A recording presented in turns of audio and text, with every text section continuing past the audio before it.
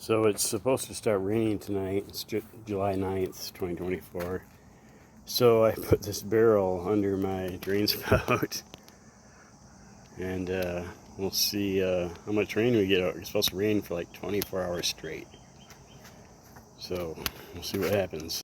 Holy shit, I put this barrel out last night. It's already full. Holy crap. All that rain we got from Beryl up here in Michigan, my greenhouse is all fogged over. Steamy.